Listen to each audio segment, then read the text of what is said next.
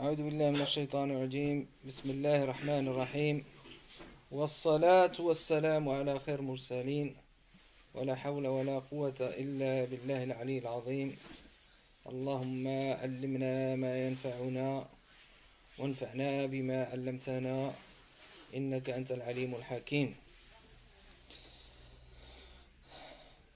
The topic that I'm going to speak about today is an introduction to the science of Tasawwuf, and it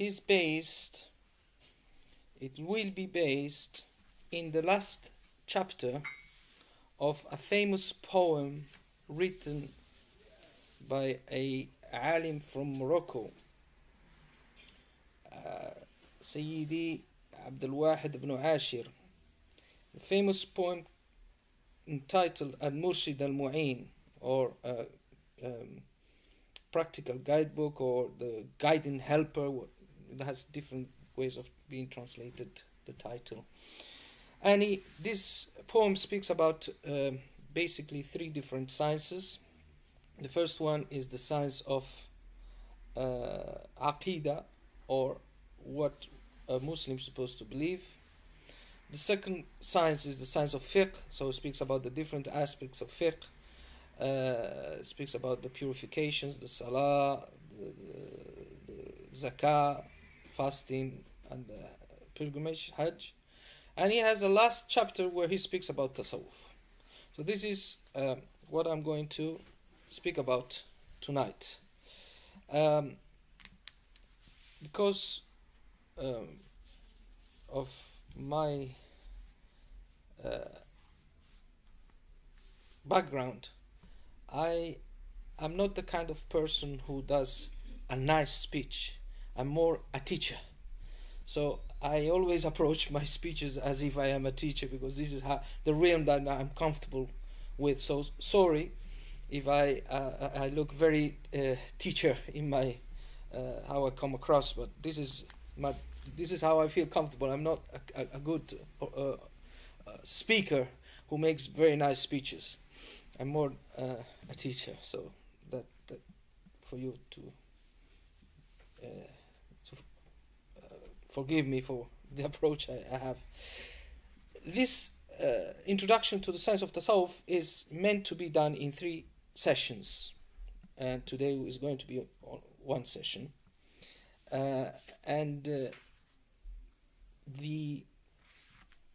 What we're going to talk about is the definition of Tasawwuf. What means Tasawwuf, or how it has been defined by the ulama specialists in this realm, in this science.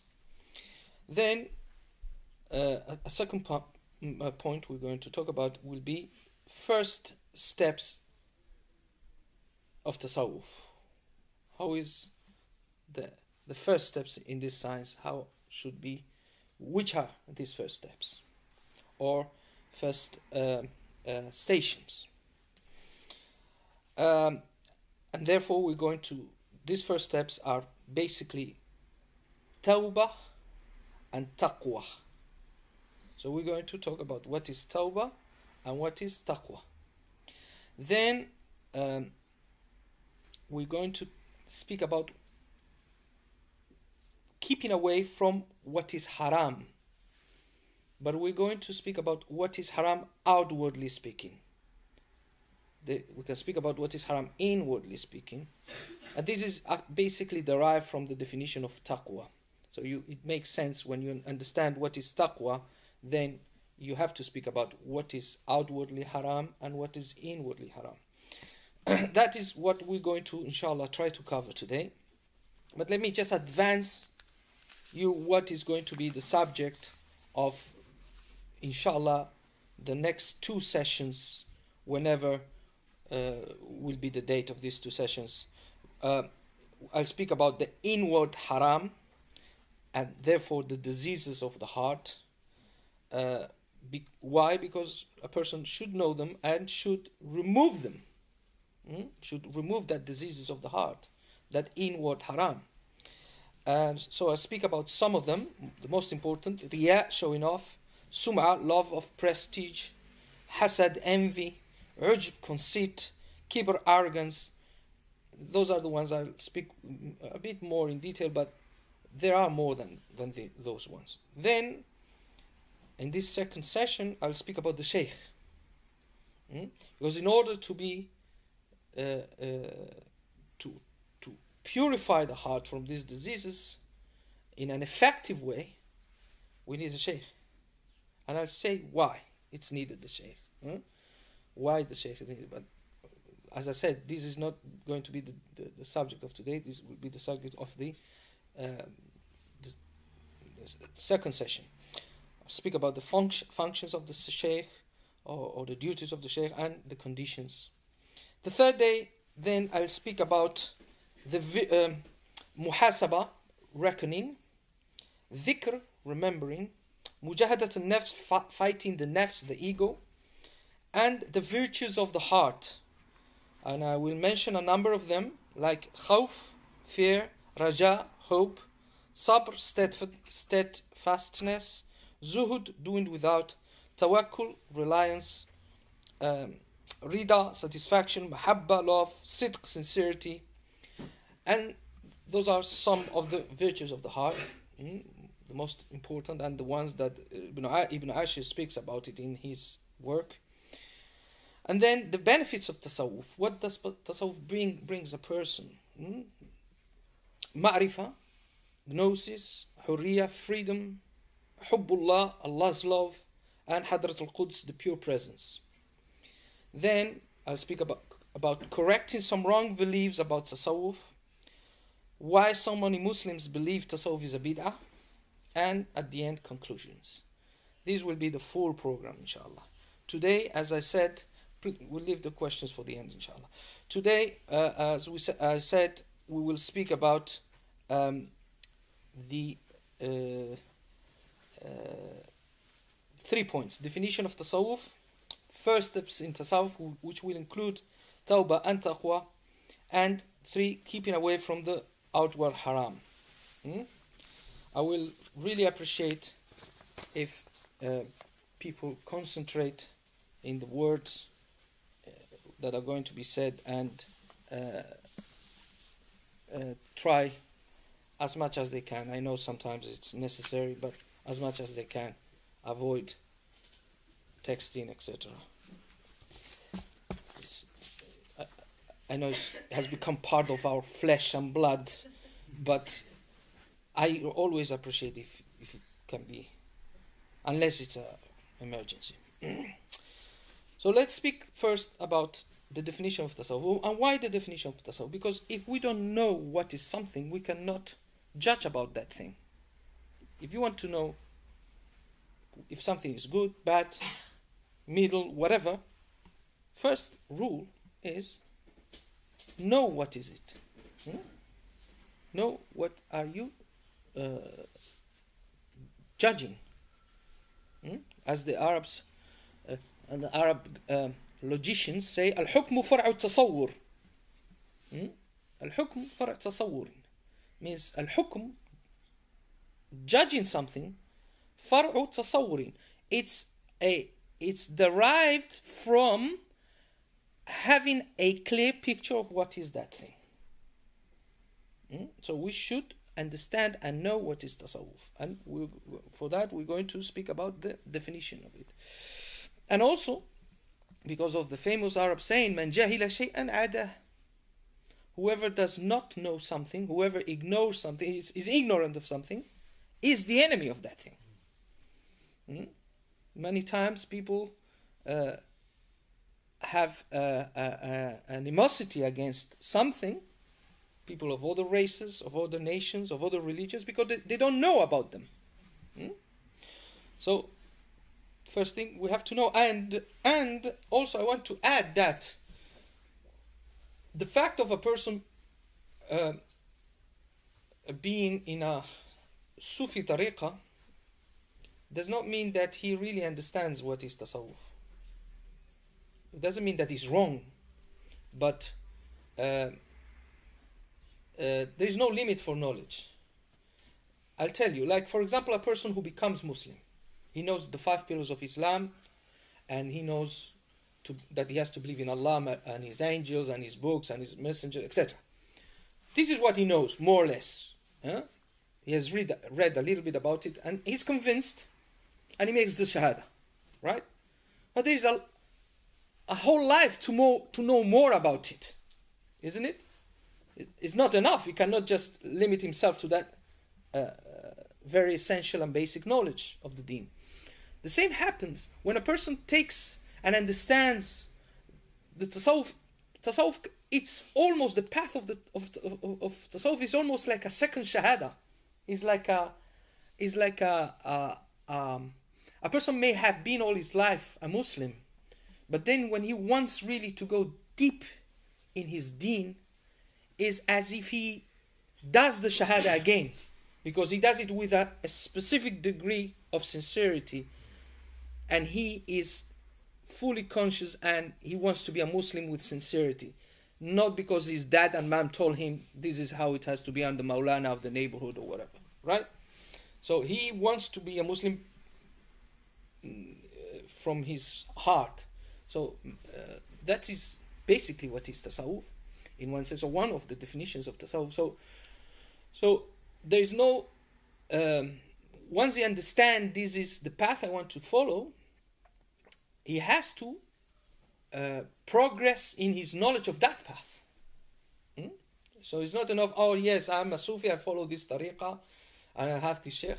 That, mashallah, but you have to know more about it. And also, because as I was just speaking with a brother about it, there's a lot of people who speak about tasawwuf, but really what they're trying to what they're talking about is not the proper thing, the proper tasawwuf. So they are trying to sell as a product which is not genuine. Somehow, if we can use this business or market terminology, right? So among the definitions of tasawwuf is the definition of Imam al-Junayd rahimahullah, who said التصوف استعمال كل خلق سني وترك كل خلق دني. استعمال كل خلق سني وترك كل خلق دني, which means tasawwuf is to employ or to put into practice every high quality of character and give up every low quality of character. So giving up every low quality of character and taking on every high quality of character. And the Prophet ﷺ is our model for that, because he came to perfect the noble qualities of the character. According to this definition, absolutely nobody, doesn't matter how long he has his beard, will, you know what I mean, will have any problem with this, right? Another definition, and of course the definitions should come from the people of the science. Not an enemy of tasawwuf cannot define for you what is tasawwuf. You have to go to the people of tasawwuf to get the definition. Like for a person who's not an English, has never been in England, to tell you what is England. No, you have to take it from an English person, isn't it? Right. قال الشيخ الإسلام زكريا الأنصاري said رحمه الله التصوف علم تعرف به أحوال تزكية النفس وتصفية الأخلاق وتعمير الظاهر والباطن لنيل السعادة الأبدية, which means Tasawwuf is a science, and this is the title of the talk, Introduction to the Science of Tasawwuf. We're not talking introduction to the movement of Tasawwuf, or introduction to the ideology of Tasawwuf, or introduction to the sect of Tasawwuf, or introduction to the uh, how will you call it, a sect, a movement, a group. No, no. Cult or whatever. No, Tasawwuf is not, you cannot say, oh, there are Salafis and there are Sufis. No, sorry. There is Tasawwuf is a science. The same as we say Aqidah is a science. Fiqh is a science. Ulum al-Hadith, sciences of Hadith, is a science. Tafsir al-Quran is a science. Nahu, grammar, is a science. Al-Balagha, rhetoric, is a science. Mantiq is a science, logic. Usul al-Fiqh, legal methodology, is a science. Is one of the science of the curriculum of Islamic sciences. Right? If you study it and practice it and know about it, you are a mutasawwif or a Sufi. The same as if you specialize in tafsir al-Quran, you are a mufassir. Specialize in usul fiqh, you are a usuli. Specialize on hadith, you are a muhaddith. Specialize on fiqh, Hanafi, you are a Hanafi faqih. Maliki faqih. It depends on the specialization, and this is a specialization of the fiqh, of the different sciences, but it has a specific difference with the rest. You cannot learn it from books only. Books are a help, but they're not enough. They're not enough. So a person who has a degree in any major university on PhD on Tasawwuf, is not. You cannot say he's a Sufi. He knows about Tasawwuf, but he's not a Sufi because their methodology of this science is very specific. It has its specific methodology. All right, it's not like other sciences that you can just get them from books or from an academic setup or institution, etc. So he says, Tasawwuf is the science by which you know the state of purification of the self and of character, and building up the outward and the inward in order to attain eternal happiness.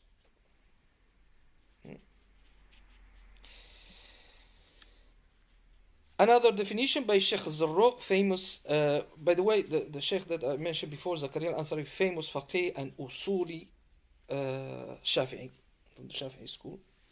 Shaykh Zarruq, famous faqih, Maliki faqih, he said, rahimahullah, التصوف علم قصد لإصلاح القلوب وإفرادها لله تعالى عما سواه. Shaykh Ahmed Zarruq, rahimahullah, said, Tasawwuf is a science whose purpose is to reform the heart. His purpose is reform of the heart and its dedication to Allah and nothing else. So the heart is dedicated only to Allah subhanahu wa ta'ala by a change or reform or a transformation of that heart, which is no more attached to anything other than Allah subhanahu wa ta'ala.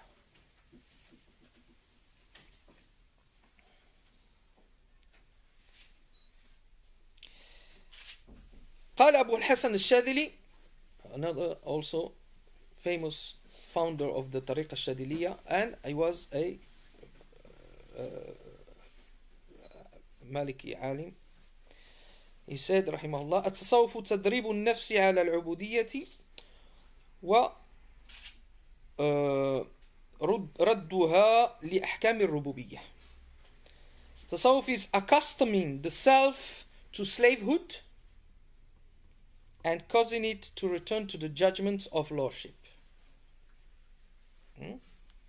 So, تدريب النفس على العبودية, accustoming the self to slavehood, which is the opposite of thinking that your ego is the center of the universe, which is what this society teaches you, that you have to believe that your ego is the center of the universe.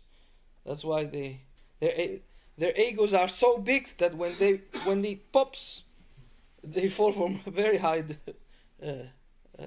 very high altura, height, very high distance, high up, so they hurt themselves. MashaAllah. And Ibn Ajib rahimahullah, one of the ulama of the path of Tasawwuf, he said, التصوف هو علم يعرف به كيفية السلوك إلى حضرة ملك الملك وتصفية البواطن من الرذائل وتحليتها بأنواع الفضائل وأول علو ووسطه عمل وآخره موهبة. Which means Tasawwuf is a science by which one knows how to travel to the presence of the King of Kings. Because this is, what are we doing? We are all traveling towards the King of Kings, who is Allah subhanahu wa ta'ala. We're all going to meet him. So whether we like it or not, whether the people is Muslim or is a disbeliever, everybody is going to meet Allah subhanahu wa ta'ala. But look at the definition. He says كيفية يعرف به كيفية السلوك, the way, the science by which one knows how to travel, how in this life we understand that we are traveling towards Allah subhanahu wa ta'ala. We understand that we are in a path towards him. Instead of our life being just something without a meaning, to understand that we are in a path, we are going towards him. Every breath of us is the shortening of the time in which we're going to have that meeting. So how do we live this life? Are we conscious that is where we're going, or we are in another world? And some have also defined tasawwuf as التصوف كله أخلاق فمن زاد عليك بالأخلاق زاد عليك بالتصوف. This is a very important definition. Tasawwuf is, all of tasawwuf is good character, so that whoever has more good character than you has more tasawwuf. The main characteristic and trait of tasawwuf is akhlaq, is al-akhlaq, good character. If a person speaks about tasawwuf and there is no good character in him or her, there is absolutely no tasawwuf. Tasawwuf is based in its beginning, is based in its middle way, it's based in its end absolutely on good character, good adab. And you know the good adab, you know there is tasawwuf, there is not a false claim if there is good adab. When there is no good adab, there is absolutely no tasawwuf.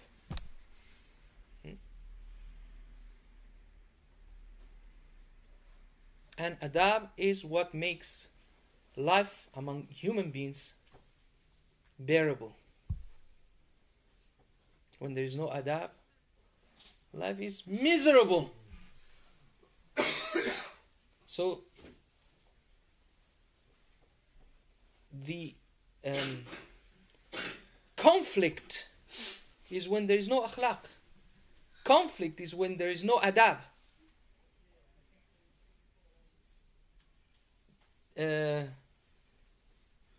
Differences, but not differences, clashes is when there is no adab, when there is no akhlaq. And now this is a very important point that I will probably speak about it later on, because this is why the enemies of Islam have identified that if they want to destroy the Muslims, remove from them Tasawwuf, and you'll make them fight among them. So there is you see the enemies of the Muslims,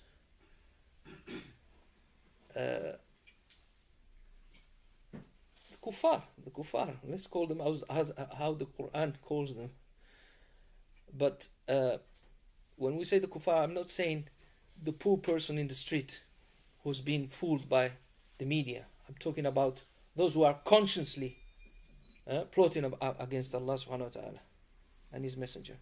They have studied very, very, very careful this deen in order to know where is the spot where you can harm more the Muslims. If you have a mighty enemy, or if you have any enemy, the best way is that you study his characteristics, his way of being. This happens in all realms, even in sport. If there is a team against another team, they see videos of the opponent. How do they act? So they know their enemy. This is the same thing, and they've identified clearly. Tasawwuf, we have to make the Muslims believe Tasawwuf is out of the deen, is not part of the deen. Discredit it. But we can see the historical, political implications of it. Because it's a mistake to think, Tasawwuf has nothing to do with politics, with all this. Tasawwuf is only the heart, getting into a zawiyah with a tasbih. If you study the history of the turuq, you'll see it's absolutely the opposite. But I'm not going to get into that now. That's another aspect of tasawwuf. The definitions of tasawwuf in explanatory sayings are almost 2,000 in number. There's probably 2,000 definitions of tasawwuf. But Shaykh Zarruq, rahimahullah, says that the source of all of them is صدق التوجه إلى الله, which is sincerely directing oneself towards Allah subhanahu wa ta'ala. And this is what I said at the beginning. So that sincerity of the person with Allah subhanahu wa ta'ala, with his deen, that's the onset of the whole tasawwuf. Starts like that and carries like that until the end. To be sincere about the deen. No, my parents told me, or I don't know. No. To be sincere. To be truly sincere, which is, sincerity is a virtue of the heart, not a virtue of the beard. Or a virtue of the length of the clothes. And I'm not against anybody who has long beard or long clothes. I'm speaking that we live in a time where we think that is sincerity. That we put long robes, kufi, long beards. With all my respect, as I said, to the people who wear long robes, that's sunnah. And go with the miswak around and say akhi and all that, and that's it. We've got it.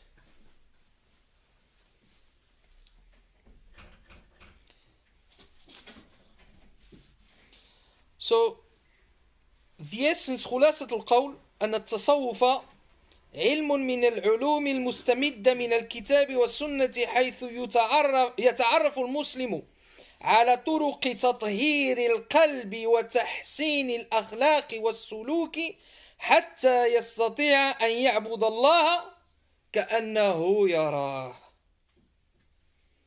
And this is like a summarizing definition that I try to include all the definitions of before, is that Tasawwuf is one of the sciences derived from the book and the Sunnah by which the Muslim comes to know the ways of purification of the heart and improvement of character and travel in the path until he is able to worship Allah as he could see him. And that is the definition of ihsan in the famous hadith of Sayyiduna Jibreel alayhi salam, when the Prophet asked him, Mal ihsanu, what is ihsan? He said, ihsan an ta'bud Allah ka'annaka tarah fa in lam takun tarah fa innahu yarak.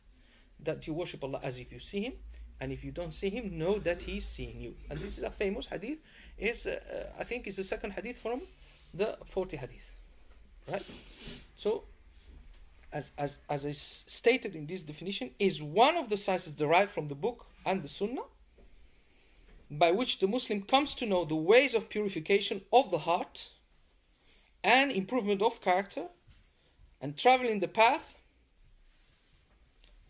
until he is able to worship Allah as if he could see him.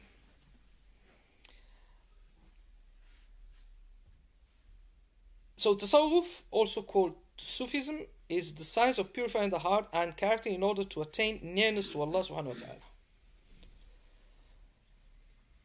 The heart is the seat of intention, and all action is based on intention, as is known. Thus Tasawwuf is the heart of Islam. Tasawwuf is the heart of Islam because it deals with the heart. And if you remove Tasawwuf from Islam, then you have removed the central processor of the whole thing. Like the most important, the motherboard, like they say about the computer. The most essential element of the deen. Right? So now you can understand why the aim of the enemies of Allah subhanahu wa ta'ala and His Messenger has been to target this science. To target it, because by targeting it and by discrediting it and by making a barrier between the Muslims and this science, they will win.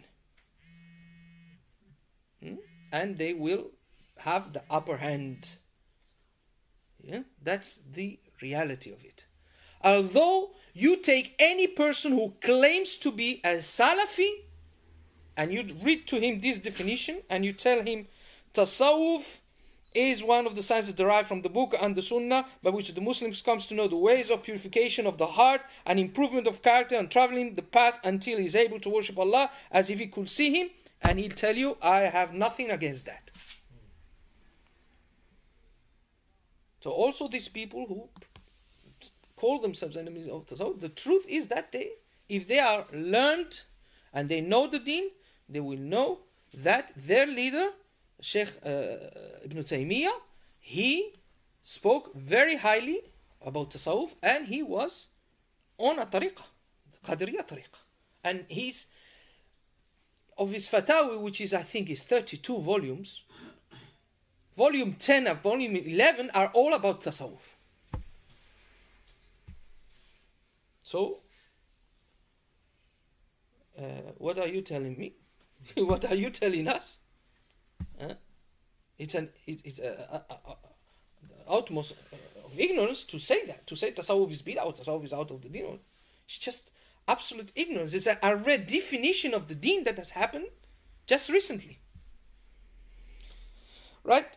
Imam Malik said, his famous statement, من تصوف ولم يتفقه فقد تزندق ومن تفقه ولم يتصوف فقد تفسق ومن جمع بينهما فقد تحقق. It's a famous statement from Imam Malik, which means whoever takes on Tasawwuf without taking the fiqh becomes heretical, and whoever takes the fiqh without taking Tasawwuf becomes a transgressor. Only he who combines the two proves to be true. What does it mean?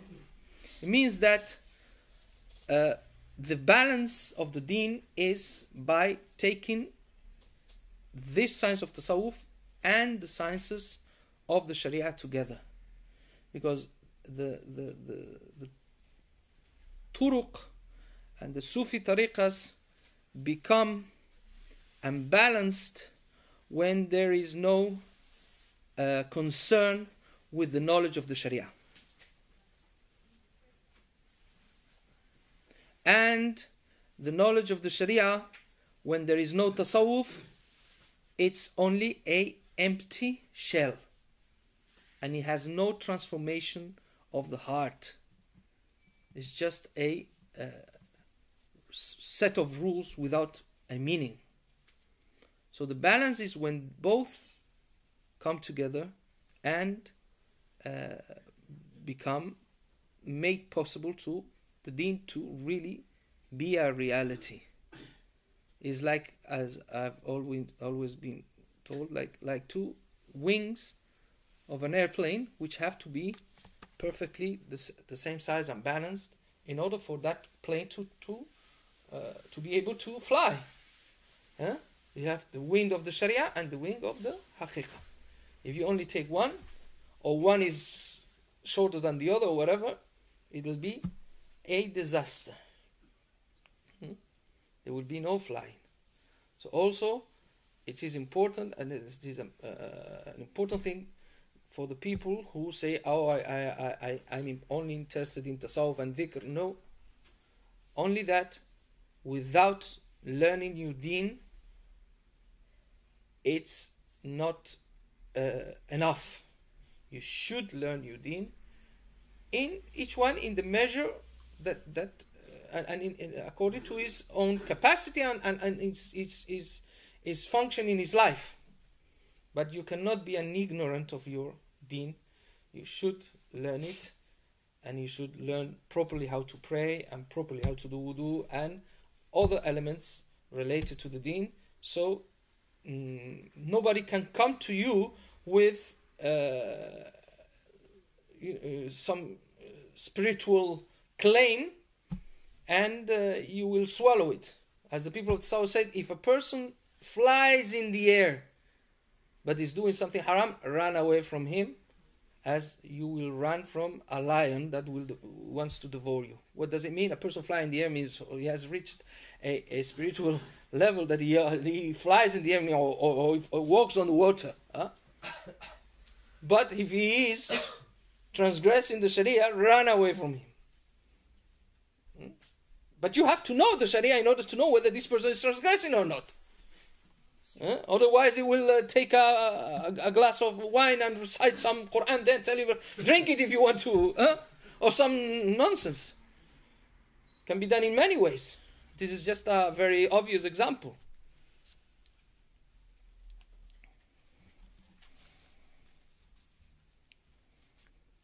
Ibn Khaldun, the famous historian and alim, said that this purification of the heart was the general rule among the Salaf.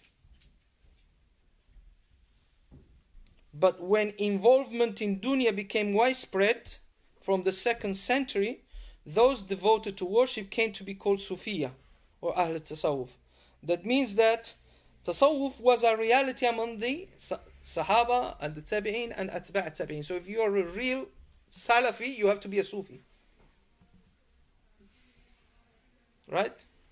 What happened is that when some people started involved in dunya, those who remain faithful to the way of the Sahaba and the Tabi'in, Atba' Tabi'in, they started to be singled out and known as Sufis. Also Ahl Tasawwuf. It is said that the name Tasawwuf comes from Suf, wool, which these people used to wear, or that it referred to Ahl Suffa, the poor companions who left everything to live in the bench Suffa by the Prophet's mosque sallallahu alaihi wasallam. So this companion used to live in that bench. Other things are also said as far as its etymology is concerned. So some say it comes from Safa, which means purity. So some say it comes from Sufa, which a wool? Tuft of wool that goes wherever the wind takes it, without any opposition. That is the person of the Sufi. Tasawwuf, as I said before, is not taken from books, as inner purity is not quantifiable like fiqh. Like, for example, knowing dhuhr is 4 rakats, etc. You cannot say, oh, I've got 7 degrees of mahabba of Allah subhanahu wa ta'ala, and now I have less units of envy in my heart. That's not possible to quantify it. Rather, it is a knowledge passed on from man to man in an unbroken chain back to the Prophet sallallahu alaihi wasallam, and the heart is its container. The teachings passed down in such a chain is called tariqah. And while the aim is identical, the methods may vary from one tariqah to another, and within each depending of time and place. And this is a very important thing, that the people of Tasawwuf, as they say, at Sufi ibn Waqsi, the Sufi is the son of his time. So the people of Tasawwuf really know how to adapt the deen to the reality of the time and the place where they live, without corrupting it or without redefining it in a way which is heretical. That's the element of the people of the South. They know how to do it. So that's why I really have my reservations about these people who say, yeah, we are Sufis, and they are so strict in one sense that they're extremely strict, and is a way of being strict that it does not befit the time and place where they are. I mean, there is always a limit. You cannot be so loose that your deen is gone and the person start falling in what is haram. But we live in a difficult time and in a difficult place. Sometimes you cannot adhere to the letter of your madhab. We're not saying to the letter of the Sharia, to the letter of your madhab. And I am a person who respects the madhab. I follow one madhab.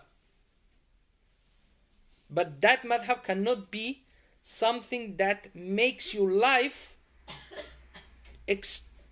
too strict and makes it in a way that is not the correct way to be in the place and time where you are. We are in a place where we have to call the people to the deen. I have my humble opinion, and this is a matter of fiqh, is that Muslims cannot just come to this country and that's it. This country or Europe or whatever, as if nothing happens because it's open. Sorry. It's not just like that. If we are here, we have to be here for a reason. Otherwise, we better go back. If we're here for dunya, we better go back from where we came. And that's the Prophet ﷺ made it clear. In the first hadith that you find Sahih Bukhari, Sahih Muslim, عن عمر بن الخطاب رضي الله عنه قال إنما الأعمال بالنيات وإنما لكل امرئ ما نوى فمن كانت هجرته لله ورسوله فهجرته إلى الله ورسوله ومن كانت هجرته لدنيا يصيبها امرأة ينكحها فهجرته إلى ما هاجر إليه. It means actions are according to intention. Whoever hijrah was for Allah and His Messenger, his hijrah was for Allah and His Messenger. And whoever hijrah was for dunya, to get some dunya or to marry some woman, so his hijrah is for that. And you can see the difference. And have we come here for dunya or we've come here for something else? That is a serious question we have to ask ourselves. I don't want to get to that that line because we can speak a lot about it. But anyway, as I said, the tariqas are traced back to Imam al-Junayd, rahimahullah, died in 297 of the Hijrah, who was the first to formalize Tasawwuf as a science. He said, all the paths to Allah are, I said in Arabic, الطرق إلى الله تعالى مسدود على خلقه إلا على المقتفين آثار الرسول صلى الله عليه وسلم. So he said, all the paths to Allah are closed, save for the one traveling in the footsteps of Muhammad sallallahu alaihi wasallam. There is no tasawwuf out of Islam, and there is no tasawwuf without following the Sharia. End of the story. All these Sufi-Wufi stories has nothing to do with the deen. Has nothing to do with tasawwuf. This a new agey tariqa has nothing to do with the Tasawwuf al-Junaydi. I was called the Tasawwuf of Imam al-Junayd, which is the Tasawwuf, the true Tasawwuf inherited from the Prophet sallallahu alaihi wasallam. Right, I've been talking now for a long time, and I'll carry on talking. This is just the definition. We have just covered point 1. So if you allowed me, I carry on with point 2. Shaykh, mind if I serve tea at the same time? No. Wait a bit. The questions? Yeah, there will be questions. Yeah, there will be. I finish tea and then questions. Okay. So let's speak about Tawbah. Tawbah is the first element of Tasawwuf. Tawbah is the first element of Tasawwuf, as Ibn Ashir says in his Murshid al-Mu'in, وَتَوْبَةٌ مِّن كُلِّ ذَنْبٍ يُجْتَرَمْ تَجِبُ فَوْرًا مُطْلَقًا وَهِيَ النَّدَمْ. Tawbah means to turn away from all transgressions, ma'asi, all transgressions, to turn away from all transgressions with sincere regret. And this is not something that, all right, I'll do tawbah when I'll reach probably 75 years old. Now I'm young, 20, 25, let me... all right, you're going to die in 76, so you do tawbah in 75. So you know when you're going to die. You've got a...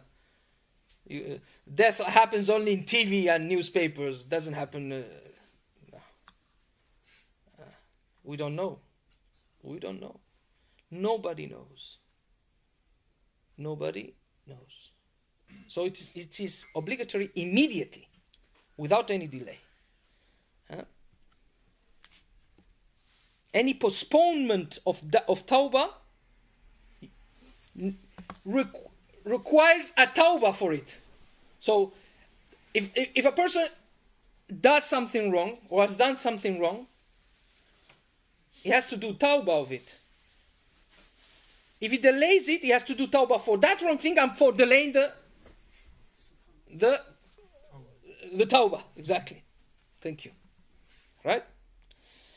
And tawbah means, as I said, to turn away from all transgressions, whether they are minor or major, whether they're against Allah subhanahu wa ta'ala or against the people, whether they are known that you know them or you don't know them. That's an obligation. And without that, there is no way that a person can put a foot on the path of Tasawwuf.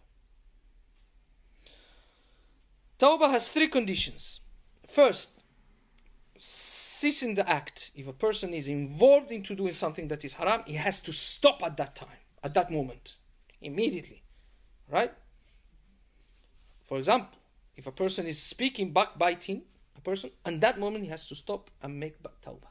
If a person is involved in haram financial transactions, he has to stop. It doesn't say, well, until I finish, then. Or is involved in a haram interaction. I'm not going to go further. You can say, now let me finish and then I go tawbah. No, you have to stop there.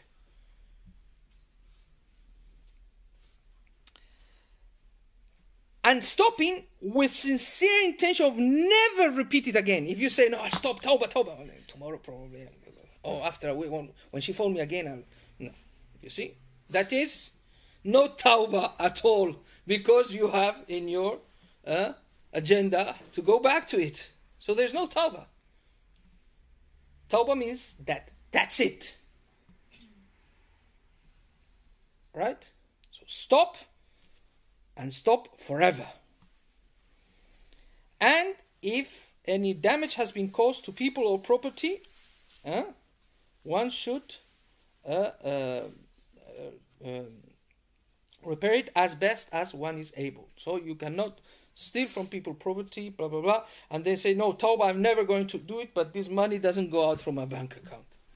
No. No, you have to return that. If something has been wrong to a person, that thing should be repaired. And doing astaghfirullah, but that is, to say astaghfirullah is like a plus. But tawbah is not, I say astaghfirullah, that's it, I'm doing tawbah. No. Tawbah is what happens in the heart. That you live it forever. You live it and live it forever. And if something has been, you've wronged the person, you repair that wrong. That is tawbah. Not take my tasbih and do astaghfirullah, and that's it. If that thing hasn't happened in the heart first, there is no tawbah. Tawbah is the first step to the next one, which is taqwa.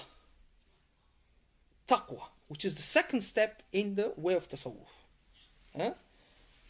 It says, وحاصل التقوى اجتناب الامتثال في ظاهر وباطن بذاتنا فجاءت الأقسام حقا أربعة وهي للسالك سبل المنفعة. What does it mean? It means that taqwa is to protect oneself. That is the definition of taqwa. Sometimes it's translated as fear of Allah. That's not a proper translation. Taqwa means to protect oneself from that which will harm one in the akhirah. To protect oneself from that will harm us in the hereafter. And how a person protects himself or herself from that? By performing every outward obligation, performing every inward obligation, avoiding every outward haram, and avoiding every inward haram. These are the four ways or the four parts of taqwa. Perform every outward obligation, everything that Allah has obliged us to do with our limbs, salah, siyam, zakah, hajj, whatever is obligatory on us, we have to do it. Whatever Allah has forbade us to do, we have to avoid it. Whatever is haram, we have to avoid it.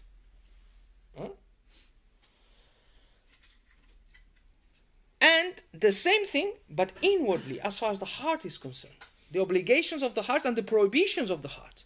So that puts us in a situation where we should know it.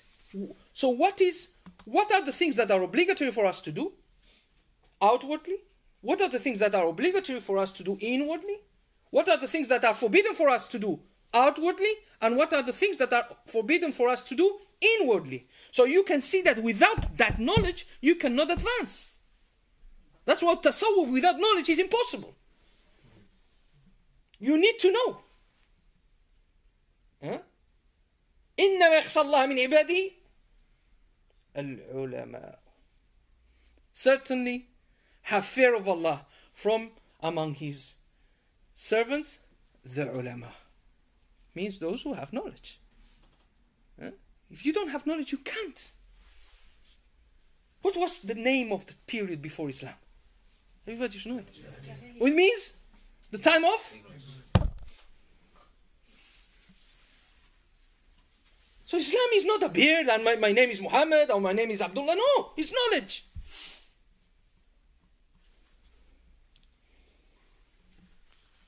There are evidences of the Quran, and it's not necessary that I speak about all these evidences, or the Book of Allah, but I just want to speak about the next and last point, which is keeping away from the outward haram. So I'm not going to speak today about the inward haram or the outward obligation or inward obligation. I'm just going to speak about the outward haram. Avoiding what is haram is harder on the nafs than performing what is obligatory. To do what is obligatory, that's easier. But not to do what is haram, that's why you find a lot of people, again, for long beard, sorry for the long beard, poor people of the long beard, but we have an external aspect of taqwa, but when it has to do with financial transactions, that's the last person you want to deal with him. Or her. Huh? Alright? He doesn't care about it. His pocket is his pocket, and and that he has his own rules and his own sharia in his pocket. Sorry, Shaykh, do you mind if I change the... Go ahead. Let's come and sit down in the front, please. Come and sit on the floor. No, let him sit down. I think it's better with the men at the front. No, if they're comfortable, sit wherever you're comfortable. Unless you have something against him. No, I thought it was nice if everyone's Whatever.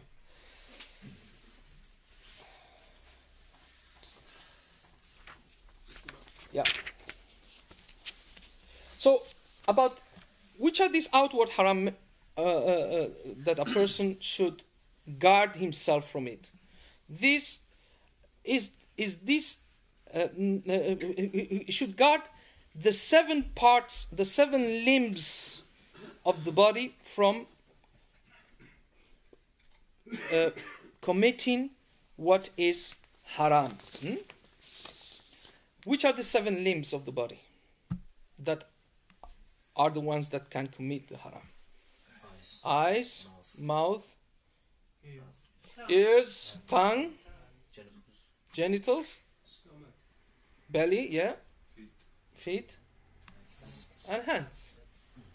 These are the 7 parts of the body that we should guard them from committing the haram. Like, for example, as far as the eyes are concerned, like haram, we should lower the eyes from what is haram to look at. People nakedness. And when I say people, also images of people. People's physical defects. You don't stare at the person with a physical defect. It harms that person. Women with lust and vice versa. Snooping regarding people's property without their permission. Looking at other Muslims with contempt. With that way of looking, etc.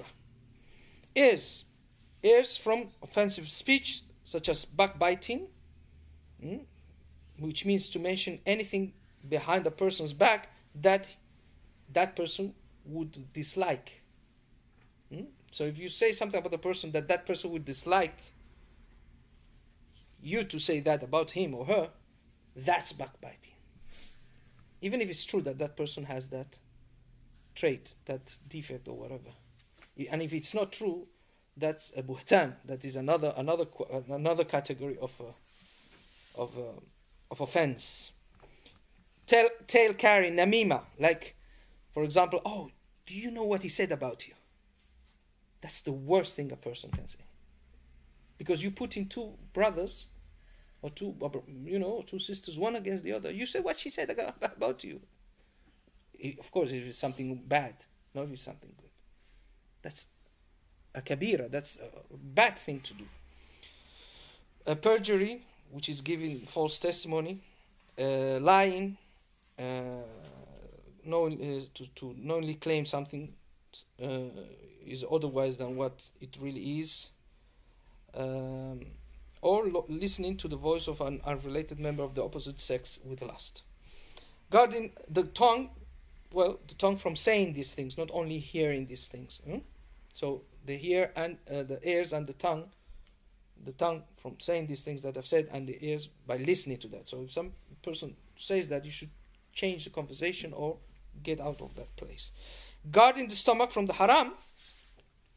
So food which has been usurped or bought with money which has been stolen or usurped, slaughtered meat, flowing blood, pork, intoxicating beverages, drugs, and hashish, etc., etc., etc. There's no different opinions about hashish. No, hashish is haram. End of the story. In the 4 schools of fiqh. Some people come around, no, well, yes, but if it is hashish, no, hashish is haram. There's tobacco, there may be differences of opinion. Hashish is another story. All this, I'm saying hashish, and it's because it's one of the lowest drugs, that affects the intellect. And shisha. Shisha. Haram. If it's tobacco, there is differences of opinion.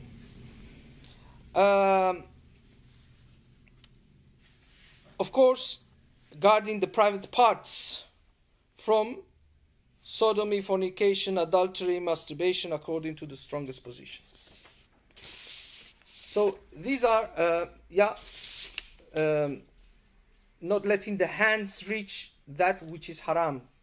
Touching that is haram for you to touch. And not letting the feet carry one to the place where that haram is going to be committed. So as you see, all this implies to know the deen.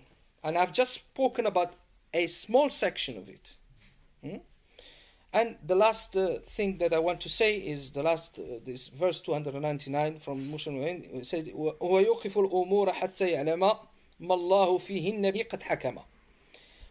One should approach no matter until he knows Allah subhanahu wa ta'ala judgment by asking the people of knowledge. That means that that it is obligatory for a person involved in selling, renting, businesses, partnership, etc., to know the general rules pertaining to this. So some people go to the alim to ask him about the rak'ats, about fasting, about some people ask for zakah,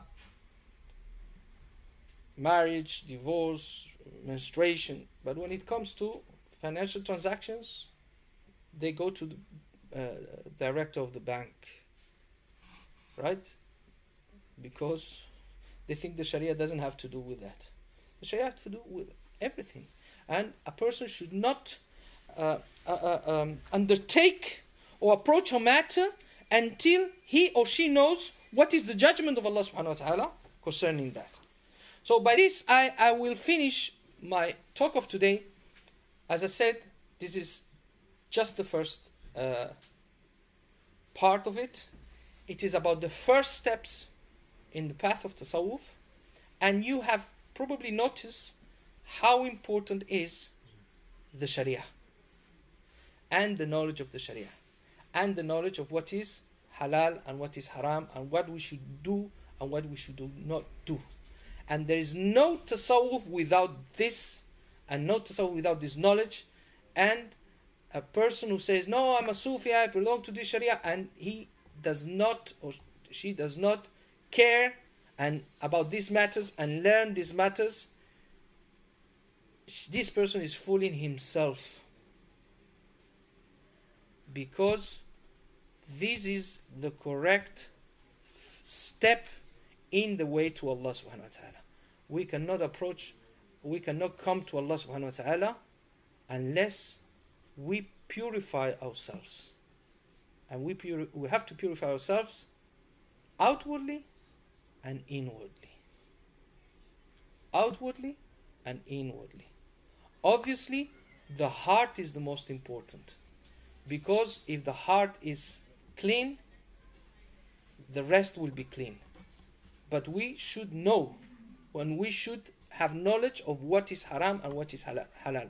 And inshallah, in further occasions, further sessions, we will talk about what is haram for the heart and what is a disease of the heart that should be removed, and what are the virtues of the heart that should be acquired. And inshallah, so we leave it here, and we will have a break with the tea, I believe, and then when the tea is served, we can have the questions and answers session. All right. So سبحان ربك رب العزة عما يصفون وسلام على المرسلين الحمد لله رب العالمين. Thank you very much.